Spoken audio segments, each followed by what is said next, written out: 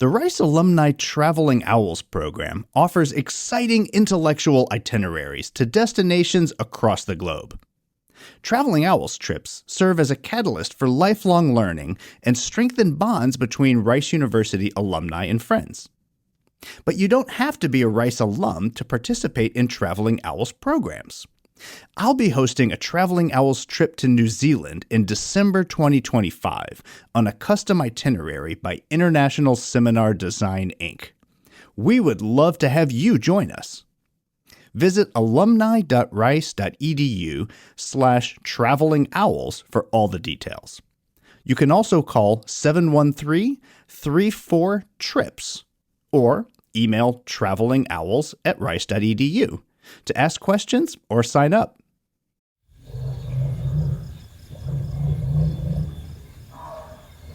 Just about anywhere you go on Earth, you'll find mammals.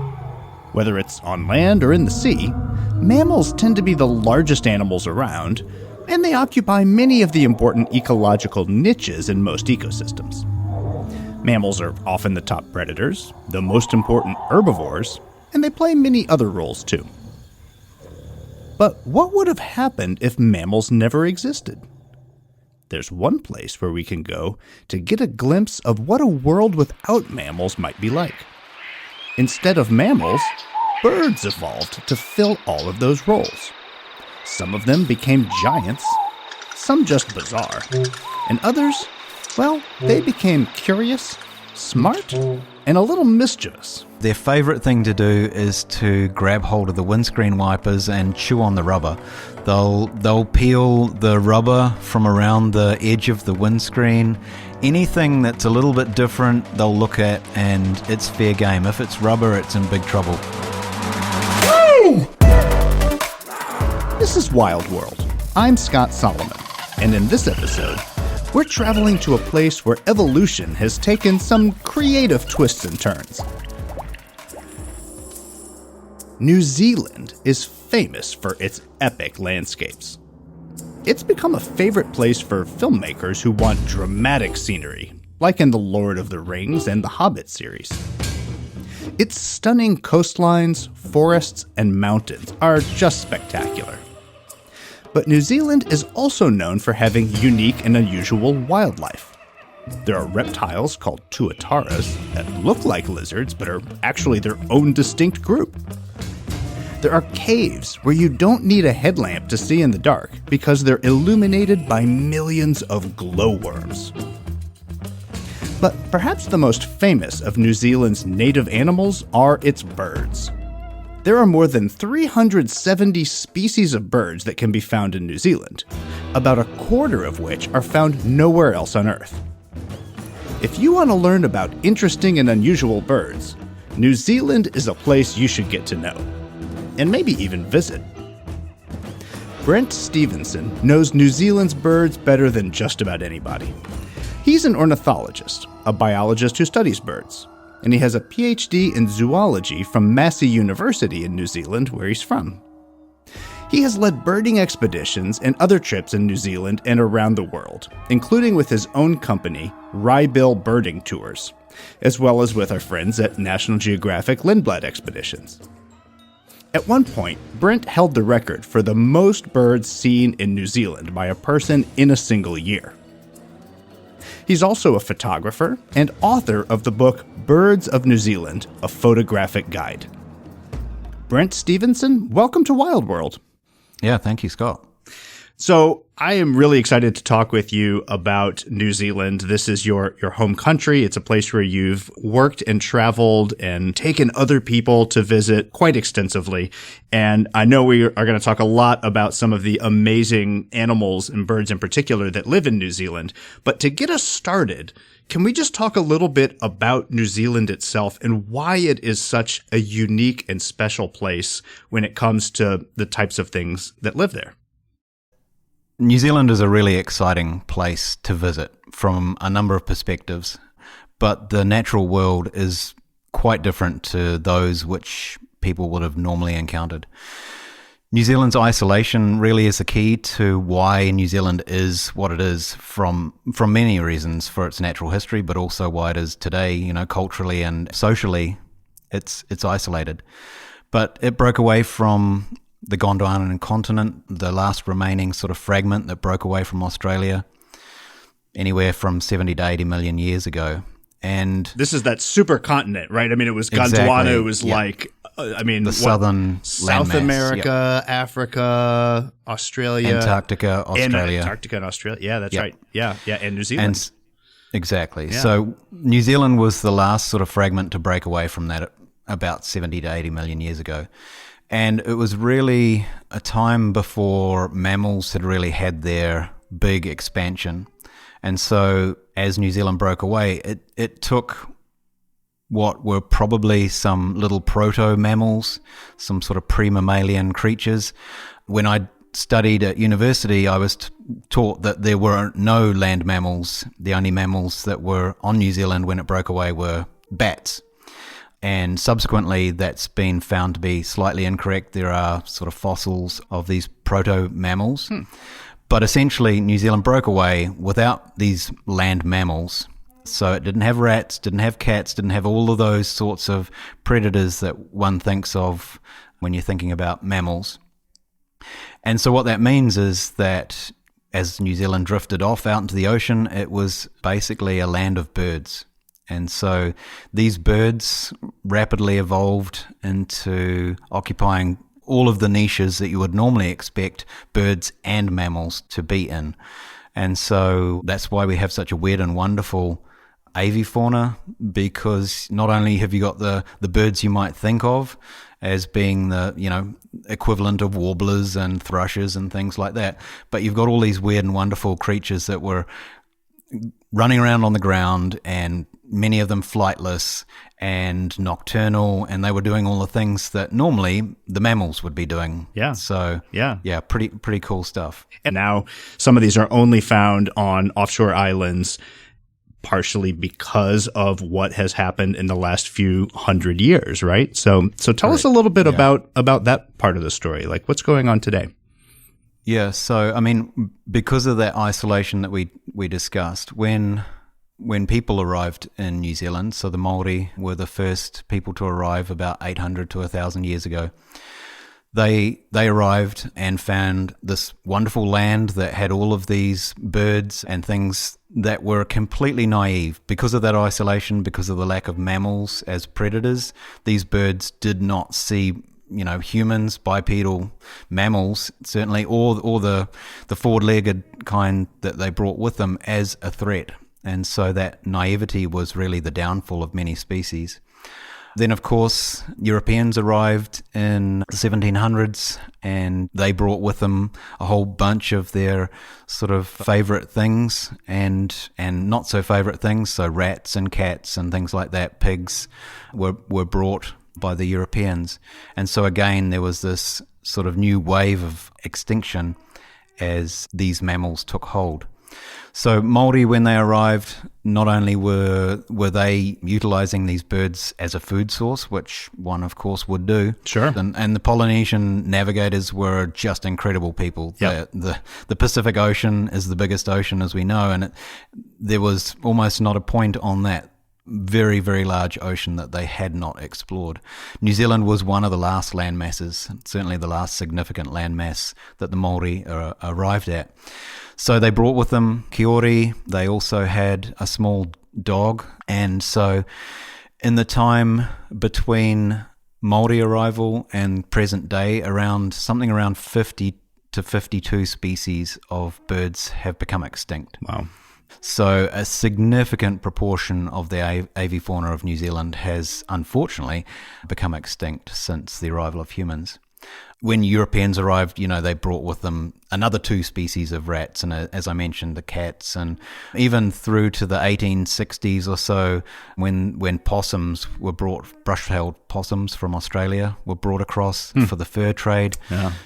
We've got 7 or 8 species of deer and goats, and you may think, well, they're just browsing animals, but not only are rats and things like the mustelids, the stoat, weasel, and ferret, are they having a direct impact on the birds back in those days and still to the present day, but things like browsing animals, the deer and goats and so on, have a big impact on the flora as well. So all of the plants, they evolved also without these browsing mammals. Right. Now, some, as I mentioned, some of these species of birds evolved into these niches that were occupied by mammals. And so things like moa and some of the other birds were browsers, but a browsing beak is very different to a browsing set of teeth. So, and just to be clear, browsing is a form of eating plants where you're basically eating the leaves off of a bush or a tree, like a deer might do, as opposed to like eating grass off of the ground, right?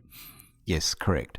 And perhaps even, little differences like deer and rabbits and so on will take bark off the trees and things like that, whereas some of the birds may not have had those sorts of impacts. So big impacts not only to the birds, but to the whole natural world. And let's not forget invertebrates.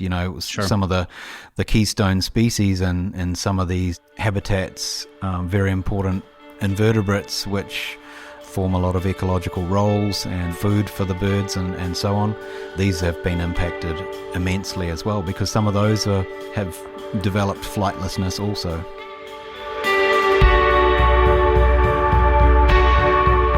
You're listening to Wild World.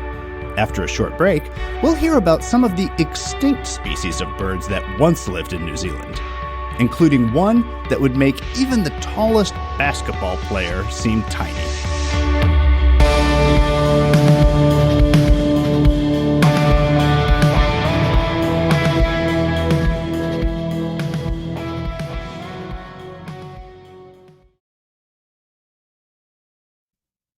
The Rice Alumni Traveling Owls program offers exciting intellectual itineraries to destinations across the globe.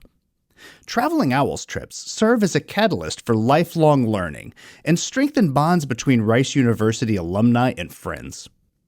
But you don't have to be a Rice alum to participate in Traveling Owls programs. I'll be hosting a Traveling Owls trip to New Zealand in December 2025 on a custom itinerary by International Seminar Design, Inc. We would love to have you join us. Visit alumni.rice.edu/travelingowls for all the details.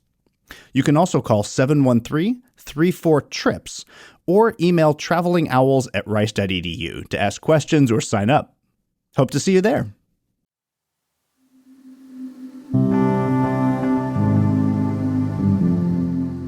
Welcome back. I'm Scott Solomon, and I'm speaking with bird biologist Brent Stephenson about the remarkable birds of New Zealand.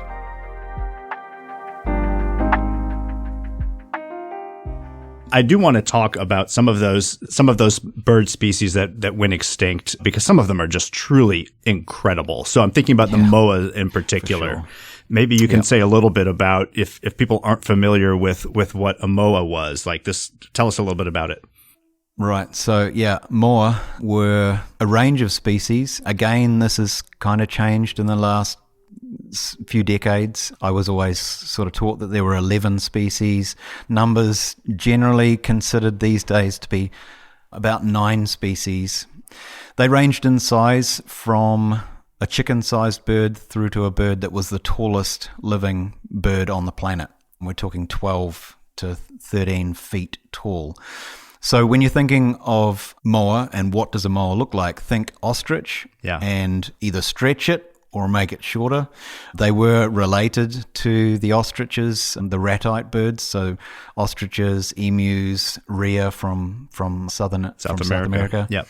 Yep. So they were related to them. The ratites also include the kiwi, which again is another endemic family within New Zealand. So the kiwi are also ratites, and all of these ratites don't have a breastbone. So the breastbone is where, in a flighted bird, all of those muscles to move the wings are attached, and so these birds are all flightless and they don't have that breastbone.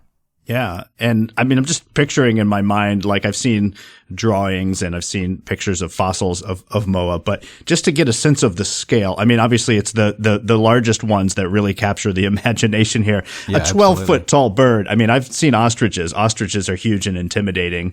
I can't honestly imagine standing next to a 12-foot tall moa. That sounds terrifying. That might have been, I mean, yeah, that must have been quite something. Basically, you're looking up at a bird that's twice the height of, a fairly tall person. Exactly. So they were, however, fairly docile. They were mainly these browsing by habit, so they were eating vegetation. Obviously, they could get it near the top of many of the shrubs and bushes. Yeah, like a giraffe or something would be doing, right? Exactly. Yeah. Yep. So they were mainly browsing birds, eating vegetation. But as I said, right down to birds that was not much bigger than a chicken.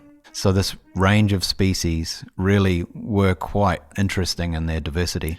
And then presumably that docility that you're talking about probably contributed to their extinction, because almost certainly. I mean, I imagine if I were one of the Maori who first arrive in New Zealand and see this giant tame animal, like, I'm gonna eat it. I'll be honest, right? Like, it was the same situation as arriving in Mauritius and finding the dodo. Exactly. Those sailors back then saw these food sources, and that's exactly, I imagine, how the Maori would have seen these birds when they first arrived.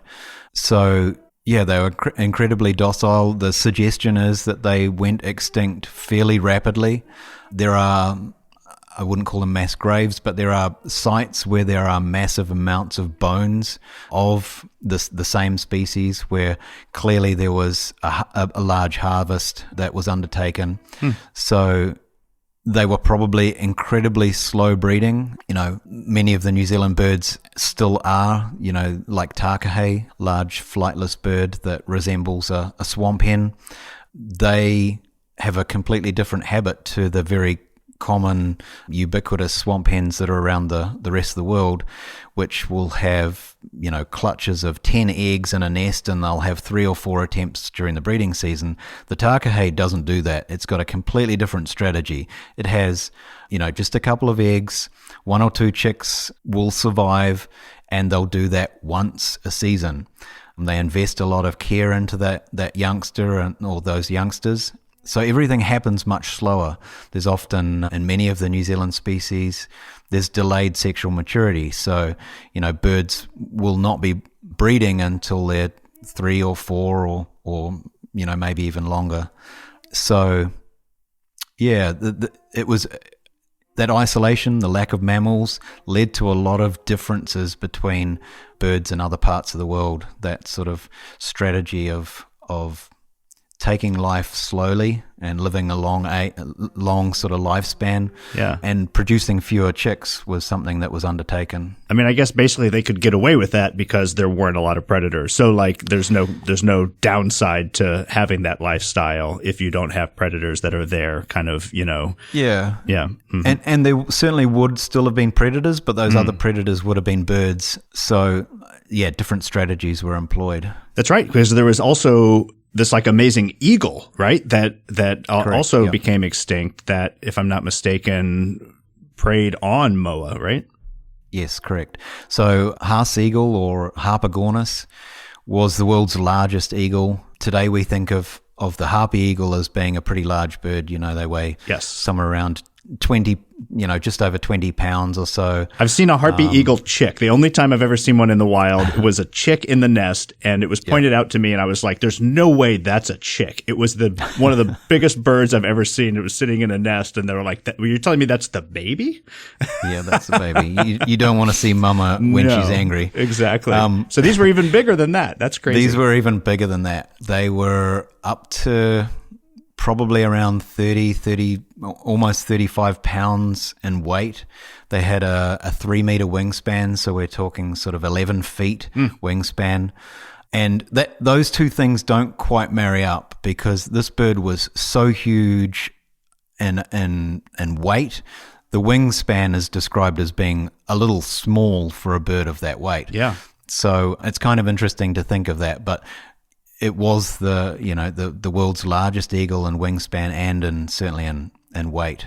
They did, as you say, feed on moa as prey, and moa being probably fairly docile, as we've mentioned, it would have still been a pretty amazing feat for a bird, and I'm going to put it back into kilograms just so my brain can work it out, but you're talking a 15-kilogram bird, eagle, taking down a moa which might weigh 150 kilograms or more. Wow. So that is a serious predator right there. Yeah. Their talons were huge. They had huge feet, but the beak was also incredibly powerful. So must have been an amazing bird to see. And you mentioned before that standing beside a moa would have been quite frightening and daunting. Yeah. I'd wager standing next to a Haas eagle would have been even worse. Or having one hover above you, or I mean, heading towards you.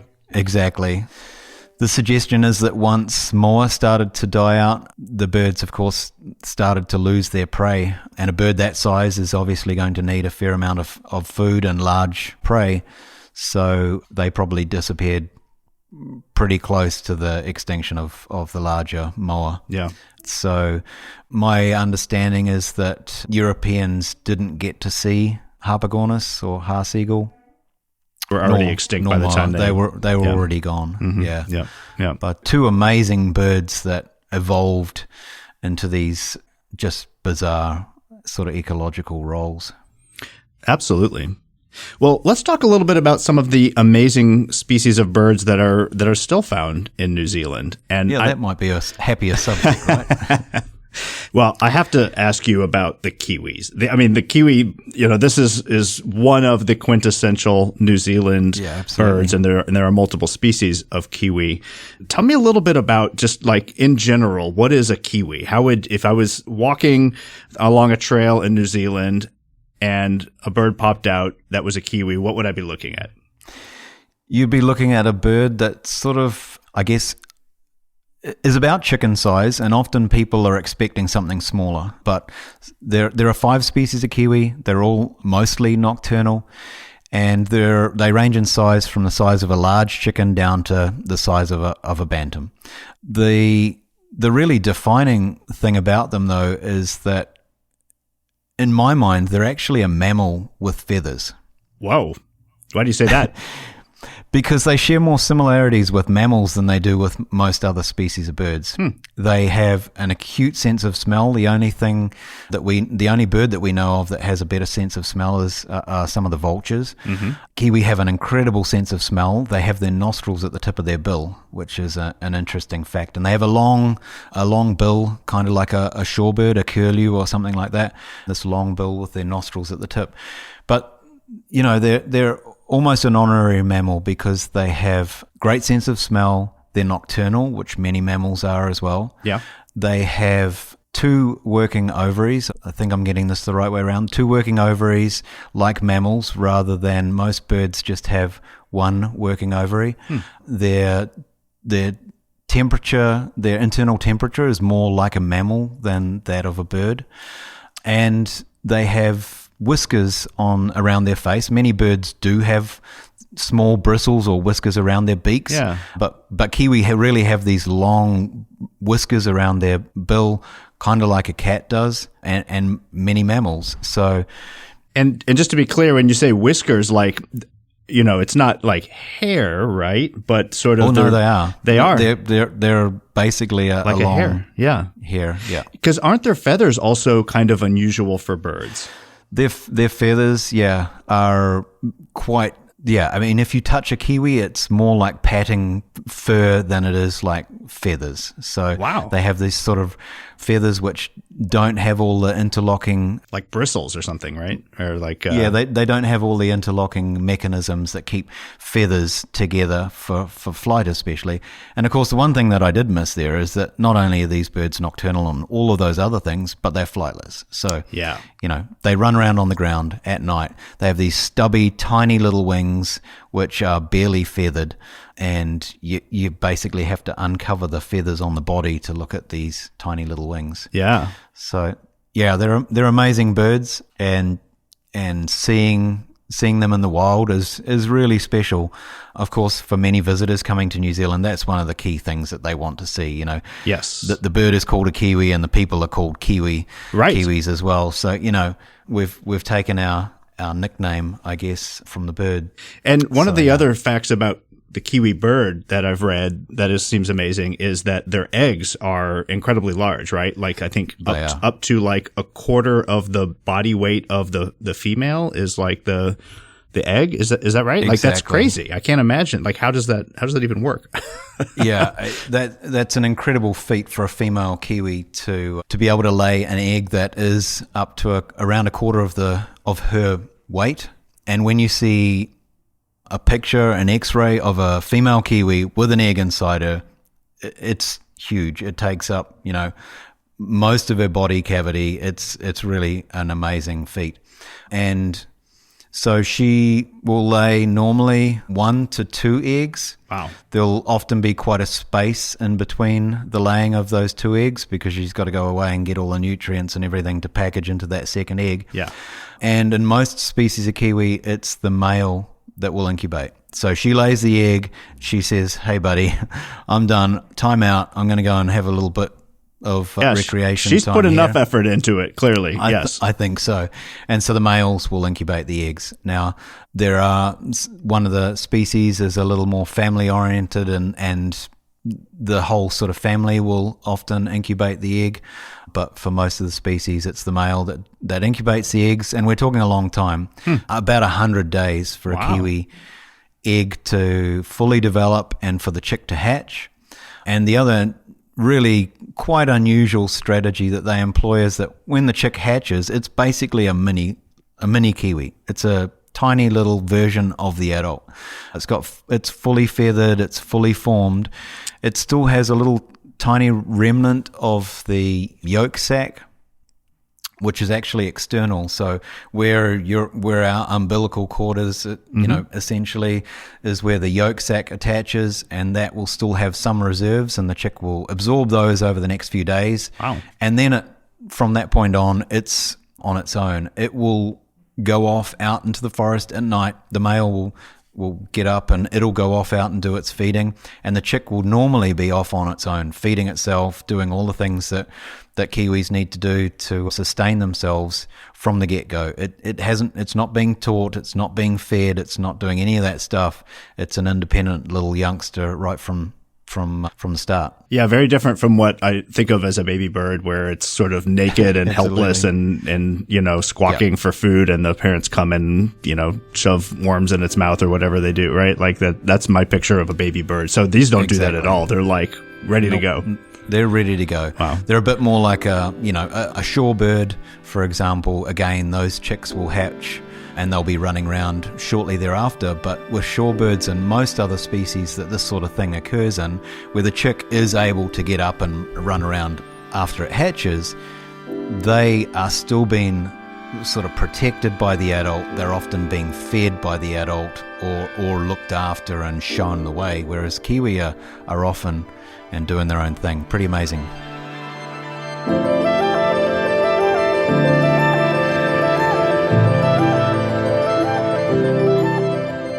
Let's take another quick break. When we come back, we'll hear about a bird that you definitely should keep an eye out for if you ever find yourself in the highlands of New Zealand. And you might want to protect your car from it as well.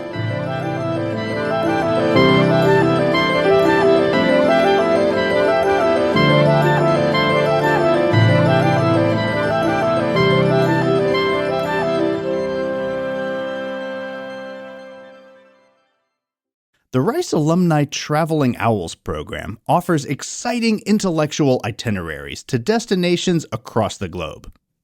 Traveling Owls trips serve as a catalyst for lifelong learning and strengthen bonds between Rice University alumni and friends. But you don't have to be a Rice alum to participate in Traveling Owls programs. I'll be hosting a Traveling Owls trip to New Zealand in December 2025 on a custom itinerary by International Seminar Design, Inc. We would love to have you join us. Visit alumni.rice.edu/travelingowls for all the details. You can also call 713-34-TRIPS or email travelingowls@rice.edu to ask questions or sign up.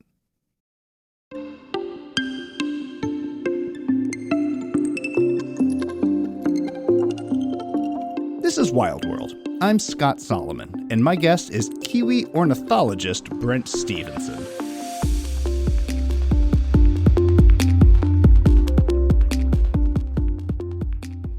Well, I want to ask you about some of the other amazing New Zealand birds, and there are several types of parrots that have kind of evolved to be, very unique and unusual. And I have to start by reading this description that you have in your book of the kea.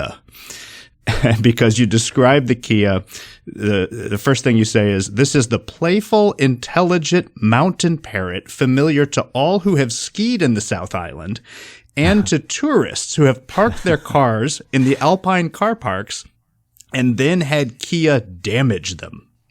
Correct. So help us understand that. So what is a kea, and what the heck are they doing to people's cars? Well, yeah, a kea is a large parrot with a large bill, and so they stand about a foot tall. They're sort of a greeny browny color. When you see them close up, they're really quite spectacular birds, with the feathers having an iridescence to them, this beautiful green iridescence. And when they raise their wings, they have this incredible scarlet sort of orangey underwing that is a real surprise. When this bird lifts its wings and flies off, people are like, wow, what was that? Yeah. But the bill on these things is very large. Think sort of cockatoo-sized bird with an even probably bigger cockatoo-type beak. Yeah. And living in an alpine zone, they do occupy down to sea level as well, but they've had to evolve an incredible curiosity, because that has enabled them to find and access food in places where food might be tough to come by. So they're incredibly inquisitive, they're incredibly intelligent, and they find cars kind of interesting. And so you leave your car parked in a car park, they will come down, and their favorite thing to do is to grab hold of the windscreen wipers and chew on the rubber. Oh. They'll peel the rubber from around the edge of the windscreen. Anything that's a little bit different, they'll look at, and it's fair game. If it's rubber, it's in big trouble, because that bill can certainly tear into rubber. So yeah, it's quite right. Many tourists who've been to New Zealand, and if you talk to them, "Oh, I'm from New Zealand and I'm into birds," and so they'll be like, "Oh yeah, I went to this place and there was this bird that ripped our windscreen wipers apart," like that. They don't talk about kiwi. They talk about this bird that just shredded their hire cars. So, right. Yeah. The birds are coming to them, it sounds like, in this case. Exactly. Yeah. Right. You don't. And they're not overly. There's certainly a bird that has declined quite significantly. At one time, they had a bounty on them. Unfortunately, from the government put a bounty on them because they do certainly prey on carcasses. They will eat basically anything. As I mentioned, they're incredibly curious, and living in the places they do, any source of food is something that they can take advantage of. And so at one time, the bounty was on them because of their ability to potentially kill sheep. And so they were blamed for killing sheep. They certainly have been seen to be eating sheep. Whether or not they actually killed that sheep is a different story. I see. I'm sure in some cases they may well have inflicted wounds, but particularly going for the fat around the kidneys on the back of a sheep. Wow. So, yeah, finding out that there was a fat reserve around that location, these birds have taken advantage of it, certainly amongst dead sheep. So a bounty on them, huge numbers. I think the number was something like 60,000 birds were killed during the time that there was a bounty on them. Wow. So they're not incredibly common these days. But there's no longer a bounty, it sounds like, right? There is no longer a bounty on them, no. And if you go to the right places, you've got a good chance of seeing them. And sometimes you haven't seen them, but you come back and your windscreen wipers are still chewed. So they found you. You didn't see them. That's a real bummer when that happens. Oh, man. Wow. Well, there's also the the kakapo, which is also a parrot, but very different from what I understand. Correct, yeah. So kakapo are incredibly rare. They're one of the birds that you're talking about. They're only found on one or two little islands in New Zealand these days. I think the numbers, they're around 240 individual birds these days, and that's after decades of really, really intensive management of the species by Department of Conservation, which is a government organisation that does a lot of great work around New Zealand. They've invested a huge amount because of the uniqueness of this bird and the very low numbers. And they are, again, almost a melding of mammal and bird. They're, again, nocturnal. They can, if you really want to stretch the term flight, they can glide. They can't really, they don't have powered flight. They can glide out of trees and so on, but essentially flightless. They spend most of their time down on the ground. And again, these guys are a little bit bigger than Kia, a lot more docile and quiet. And yeah, it comes back to that strategy of not breeding till you're quite old and having few eggs and few chicks. It's been a really long and slow sort of path to getting this species to increase. One of the key problems for the species is that it wasn't realized at first that their breeding is really tied to the fruiting of some of our native trees. And so every few years, these native trees, these podocarp trees, for example, the rimu, and when they fruit, kakapo, get all the signs that it's going to be a fruiting year, and they will then start to breed. But that only happens, as I say, every couple of years. And so at the start, people didn't understand what was going on. Why are these birds just not breeding every year? They realized what was going on, and so there have been supplemental feeding programs to get birds into condition to breed each year, and that's been quite successful.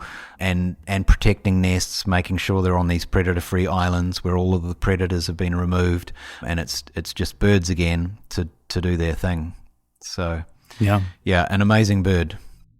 Absolutely. Unfortunately, not something that most people are ever going to see because they're only on these few islands where there are no mammals. There's very, very tight biosecurity and quarantine to go out to these places. So it's really difficult to get to see these birds. But hopefully one day in the future when the numbers are up, and maybe there'll be some birds in places where people can go and visit them. That's the long-term hope I feel.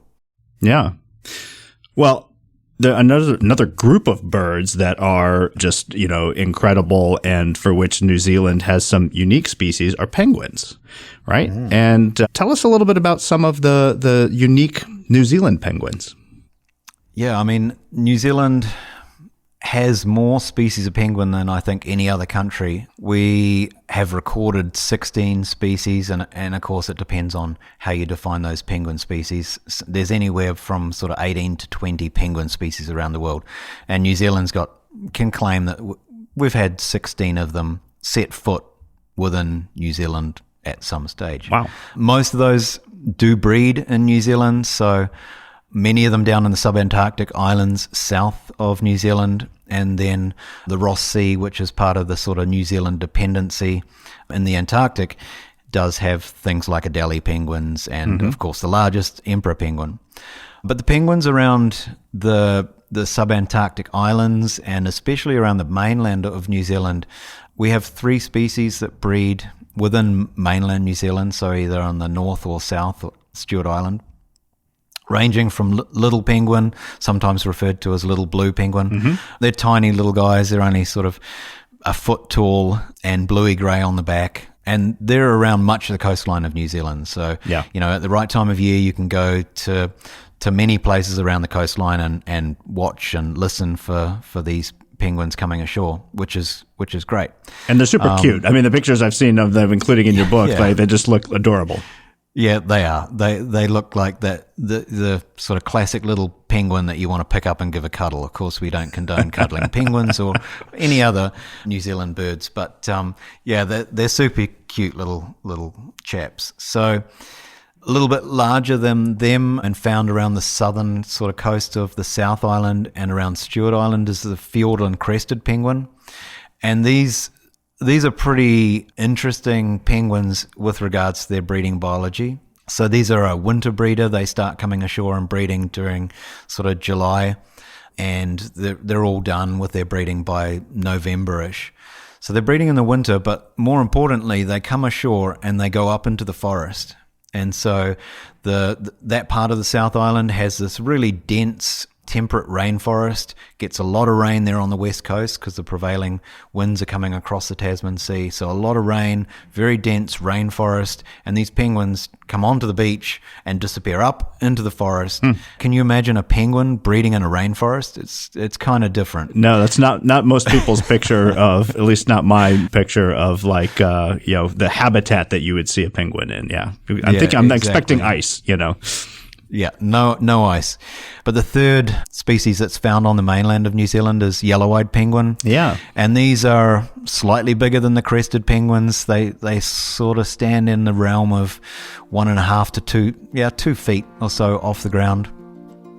And again, that white belly and a sort of bluey-grey back with this yellow eye, but also like almost a Zorro sort of yellow streak that goes from the bill through the eye and around the back of the head.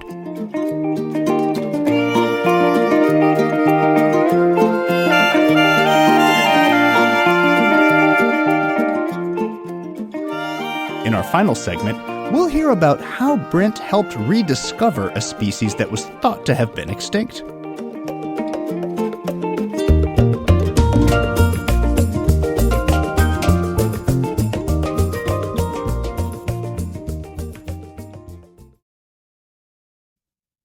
The Rice Alumni Traveling Owls program offers exciting intellectual itineraries to destinations across the globe.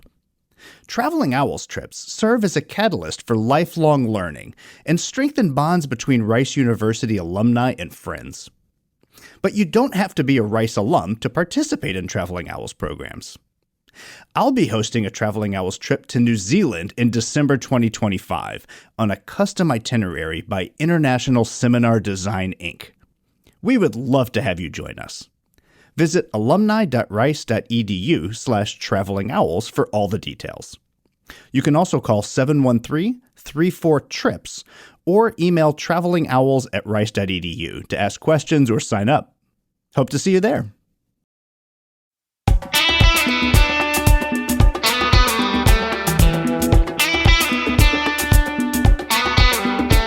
This is Wild World. My guest is Brent Stephenson, author of the book Birds of New Zealand, A Photographic Guide.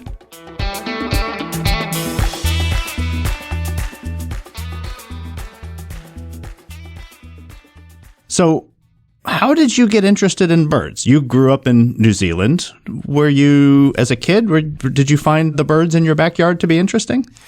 I did, yeah. I mean, I've been interested in birds since I was about 6 or 7. I grew up in just outside of a small city in rural New Zealand. My parents owned a tree nursery, and so I grew up in the countryside, running around, playing in the mud and riding bikes and watching birds. And I was fascinated by birds. I don't know what that sort of first inkling or moment was where I suddenly looked at birds and thought, hey, that's cool. But certainly there were teachers that encouraged me and my enjoyment of birds, and also my parents. They love trees. They love the natural world. I wouldn't call them birders, but they do love being outdoors and seeing wildlife. Yeah. And so they were incredibly encouraging as well. And so growing up, I just remember increasing my interest in birds, going to join sort of local clubs and the Royal Forest and Bird Protection Society, which is one of the big sort of conservation bird-oriented societies in New Zealand. And at the time it was called the Ornithological Society of New Zealand. That's a mouthful, especially when you're about 13 or 14. Yeah. But now called Birds New Zealand. I became a member of them, and really, my interest and enjoyment in birds and bird watching, birding increased from that point on.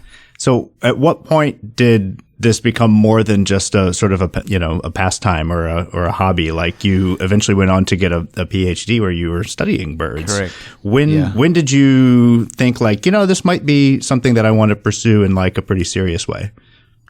When I was about 10 or 11. Really? Yeah, my mum took me to a university about 2 hours away from where we lived called Massey University. Mm-hmm. And it was on my birthday. It was either my 10th or my 11th. And I met with the head of biology. And, you can imagine he gets, 10-year-olds all the time coming into his office and saying, hey, I want to study birds. What do I do? Yeah. So he was like, well, you need to do these subjects at school and then come to Massey University and do a degree in biology and do a master's and a PhD, and that's exactly what I did. He was actually one of my PhD supervisors when I was studying Australasian gannets. Did he remember meeting you when you were that age? Yeah, it was funny. We never talked about that until the day I graduated, and I said, do you remember me coming to your office when I was, a little bit smaller than I am now? And he's like, of course I do, because, he didn't get too many kids come to his office and ask, what do I need to do to study birds? Yeah. Well, and I bet not many of them ended up actually doing it, right? I mean, probably not. Yeah, even fewer. And to be honest, halfway through my PhD, I was thinking, what on earth am I doing? Oh, yeah. It was certainly not something that came easy to me. Writing scientific papers and things like that was always a challenge. I love the field work, being out, seeing birds, interacting, doing field work was immense fun, but sitting down and writing was not so much fun. So it took me a little while to finish the PhD, and during the time I was doing contract work for Department of Conservation, I was involved with various projects, I was taking photos of birds from about the age of 14, 15 as well. So photography was already something that I was really interested in. And during my PhD, we also set up our bird guiding company, Rybill Birding Tours. Myself and a good friend, Sav Saville, we set up our company. And so I knew that, I just needed to get this thesis written. It was probably never going to have anything published from it, but it was a goal I'd set when I was, 10 or 11. Yeah. And I needed to get it done, and I was going to move on to hopefully make a living out of guiding and contract research and things like that. And it worked. Yeah. So, yeah. Amazing. That's awesome. I mean, so 10-year-old you is like pretty excited to know kind of how things have turned out, it sounds like. Yeah, that would be an interesting conversation, wouldn't it? So you also, from what I've read, at least at one point, you held the record for the person who has seen the most New Zealand birds in 1 year. Is that right? Do you still hold that record? No, I don't. No, that was smashed out of the park. Really? Yeah. I held in 2006, I suddenly realized in about November, hey, I've got quite a big list of birds that I've seen this year. Yeah. Maybe I should push it for the next month and see what I can get to. And I got to, I think it was 206 species. So when you think, okay, New Zealand 365 to 370 as we were talking about before, and I got 206 in a year, without really trying, that was pretty good. Now, at that point, I was working on ships, so I'd been to the New Zealand subantarctic islands. I think that year I also went up to the Kermadec Islands to the north. So, a huge geographical range, saw a lot of the birds within the country. And then a couple of years later, I'd set out to get a bit more of a sort of targeted approach, and I got, I think it was 220 species. And at the time, I looked at that and said, I looked at all the stuff that I'd missed and theorized that around 250 would be possible. And one of our good friends actually achieved that about 4 years ago. He managed to get to 250 species, I think it was. Wow. So, yeah, he really... He in fact didn't set out to do a big year at the start of the year. There was another friend who was, he was announcing it. I'm doing a big year. I'm going to do this. I'm going to see how many species I can get. And our other friend, Dave Howes, didn't set out to do it, but all of a sudden realized, hey, I'm ahead of Harry. Hey, let's see what goes on here. So he ended up beating Harry, which, Yeah. you know. Well, I know birders can be story in itself. competitive, so yeah, that's a big deal. Yeah. For sure. Absolutely. Yeah. Well, one of the other things that I know that you are sort of known for is you actually rediscovered, quote unquote, a species that was thought to have been extinct. Tell me that story. Yeah, it's pretty surreal. I mean, I still think about that today and think of all the thin threads that led to that rediscovery. Basically, this was just after we'd started our company, and it was at a time when going out on boats to see seabirds was just sort of beginning. It was happening in various parts of the world. Australia, I'd already done a few boat trips out of Australia and other places. And so we started doing these trips on boats to see seabirds around New Zealand. And so there are, a range of species that you can see from a boat just on a day trip. And one of the species that we hadn't had a lot of experience with and no one had, none of the birders had really seen a lot of was a bird called Pycroft's petrel. It's an endemic. It only breeds in New Zealand. And there's a group of islands off the coast of the Coromandel up near Auckland. So I organised a boat trip to go off and hopefully see these birds out at sea. And the way you do this is you go out in a boat and you throw bits of fish, some fish oil, and these seabirds, which feed a lot or find food sources a lot using sense of smell, will be attracted to that scent. Anyway, we were steaming out. We hadn't even got out to our first sort of location where we were going to do this to try and find these Pycroft's petrel and a little storm petrel. So we're talking a bird that weighs about 30 grams, has a wingspan of around a foot. This tiny little storm petrel flew in towards the boat, did a lap sort of around the boat, couple of little close-ish circuits, never came incredibly close, and then disappeared. Most people on the boat that day saw it. Sav, my business partner, I think was the first person. He saw it, called it out to everyone else. We saw it. I'd, the year before, bought a digital camera. And so this was my first digital SLR camera with an interchangeable lens. It was right back in the days of early digital. And so I took a whole bunch of photos of this bird as it did this little circuit and then disappeared. And at the time we thought the bird was a black-bellied storm petrel. And this is a bird, this was in January 2003. And in January, black-bellied storm petrels should be way south, down in the New Zealand subantarctic islands or down in the Southern Ocean. They should be breeding. They shouldn't be up in sort of northern New Zealand. So we thought it was strange. Yeah. But what we thought we'd seen in the field was a bird that was black on the upper surface with a white rump and seemed to have some black on the whitish underside, but seemed to have this black stripe. Anyway, when I got home, downloaded the photos, looked at the photos, it was sort of, hang on a minute, this doesn't quite look like a black-bellied storm petrel. Didn't quite match what we all thought we'd seen in the field. Yeah. And certainly didn't match a black-bellied storm petrel. So we sent the photos around to other seabirders around the world, and we got sort of two main responses. The one response was, I think it's a black-bellied storm petrel, but I've never seen one quite like it. Yeah. The other half said, well, I think it's a white-bellied storm petrel, but I've never seen one quite like it. So are you confused there? There's a white-bellied storm petrel and a black-bellied storm petrel. Okay. And the problem is that some white-bellied storm petrels have black bellies, and some black-bellied storm petrels have white bellies. Well, that's just not fair. Yeah, well, sometimes birding isn't fair. Anyway, luckily, we had these digital photos. If I'd taken those photos on my on my film camera, the year before or so, they would have been on slides, and I would have probably looked at them and said, it's a speck. Who knows what it was? But because it was digital, I looked at these photos, zoomed in, and it didn't match what we thought it should look like. We did get a couple of responses from a few people around the world who are like, hey, this is something else. And one in particular was a guy by the name of Alan Tennyson.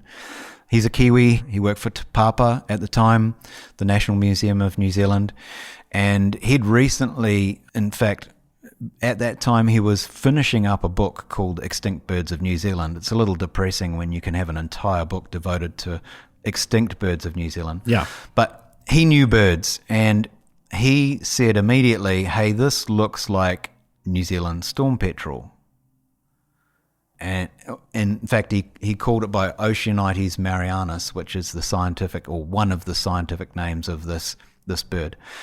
Quickly, had a look through books, because this was back in 2003, looking in books and trying to work out what was Oceanites marianus, and realized that it was this bird that was known from only 3 specimens, two at one museum in Paris at the Natural History Museum, and one at Tring in London, the Natural History Museum there. And it was a bird that no New Zealand birders really knew about this. If you knew about this, you were either working in a museum or you were, an incredible seabird biologist that had studied these weird and wonderful specimens. And it was a really confusing species, because some people considered that these specimens were in fact just aberrant plumages of Wilson storm petrel or something else. And so, yeah, whether it was extinct or whether it was a species that wasn't really described, or who knows, but in the end, that's what this bird turned out to be. Yeah. So Alan was spot on, and he set the ball in sort of motion for us to start looking at how we could adequately prove that what we'd seen was this almost unknown bird. Yeah, I mean, it's what an incredible story. I mean, this is a bird thought to have been completely gone, extinct, and there it is flying around your boat. I mean, that must have been incredible once you realized, what it actually was that you had seen. Yeah, absolutely. The story from then sort of goes on that we wanted to try and find where these birds were breeding. They're found in New Zealand during the summer, so we theorized that they're probably breeding here. And so we started searching on islands. There's just a lot of islands in that area. Many of them have now been made predator-free for the birds that breed on them. And so searching these islands was kind of like a needle in a haystack. Yeah. And so we came up with the idea of trying to capture the birds at sea. And so in the end, that's what we did. I got a National Geographic grant, and we managed to get some money from that, set up trying to catch these birds at sea, and we were able to actually capture some birds at sea. And we weren't able to, unfortunately, still weren't able to find out where they were breeding, but subsequently work was continued, and in 2012, I think it was, the breeding site was discovered. As far as we know, the only site that they breed is on Little Barrier Island, or Hauturu, which is an island you can see from parts of Auckland. It's literally just out there. Wow. It's one of these islands that has had all of the rats and cats removed from it. Yeah. And they somehow managed to, small numbers must have been on steep cliffs and evaded predation. So Incredible. they hung on. Yeah.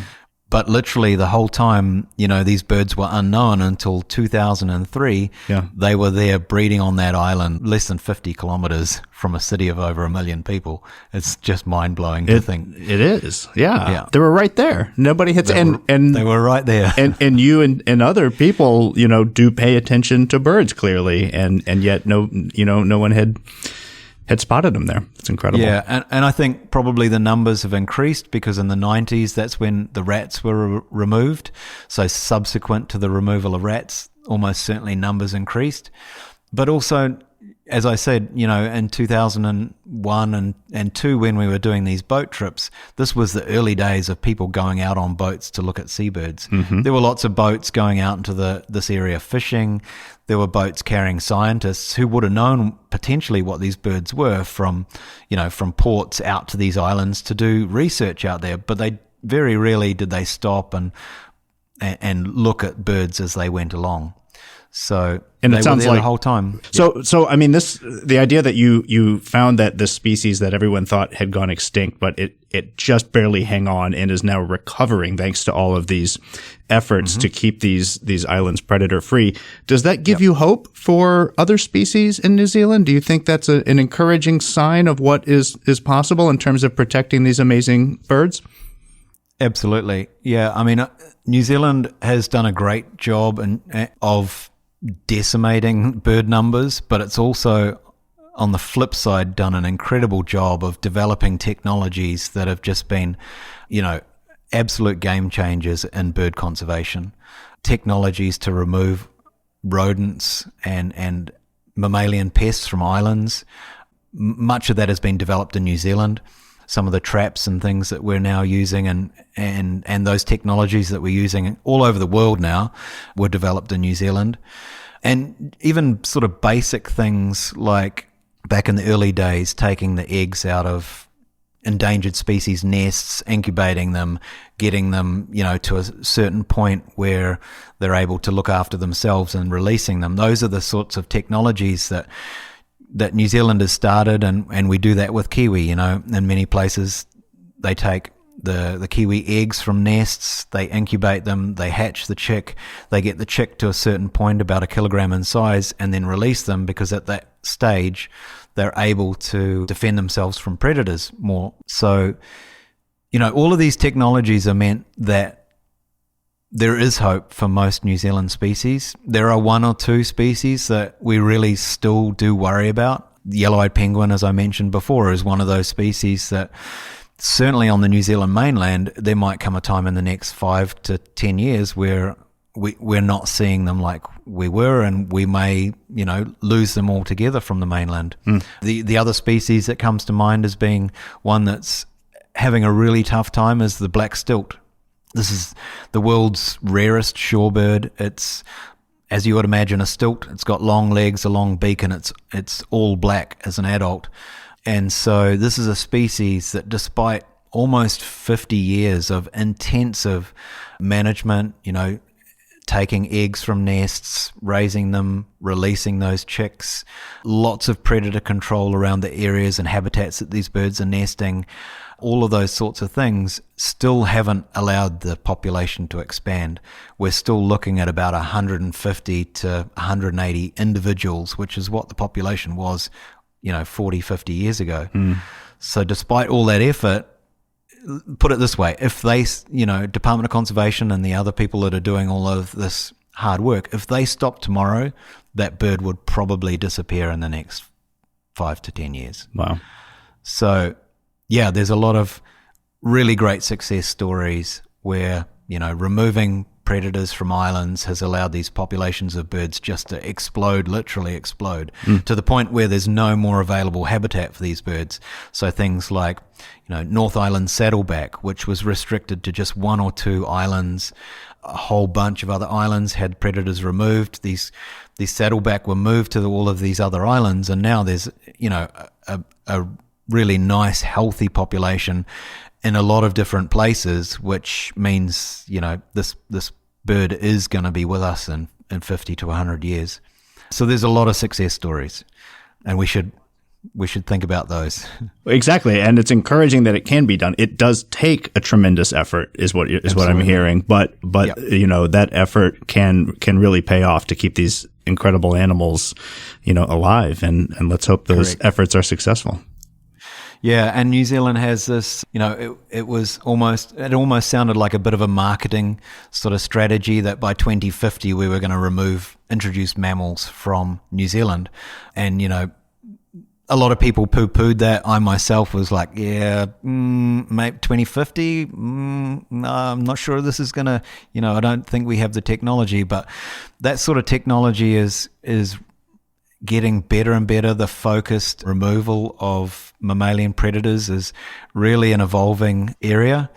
And, there are moves afoot to try and remove mammalian predators from Stewart Island right now. And I really think that will be successful. That will be a showcase for New Zealand. We already have, an area within Wellington City, our capital city, that is predator free. They've removed all of the rats and and feral cats and things from that area, and it's essentially predator free within our capital city. You can do this stuff. Yeah.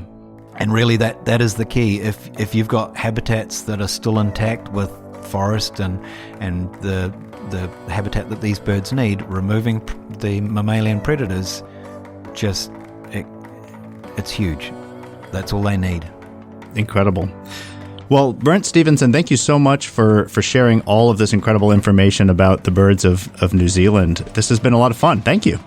Yeah, it's been an absolute pleasure, Scott. To learn more about the amazing birds of New Zealand, check out the book, Birds of New Zealand, A Photographic Guide, which Brent Stephenson co-authored along with Paul Schofield. If you'd like to visit New Zealand and see its incredible birds yourself, check out Brent's guiding service, Rybill Tours. I'll also be hosting a trip to New Zealand with the Rice University Traveling Owls in December 2025, and you're invited to join us.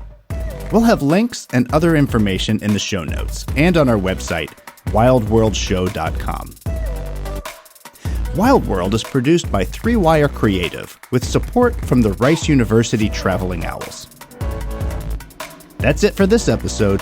Join me next time as we explore another part of our wild world.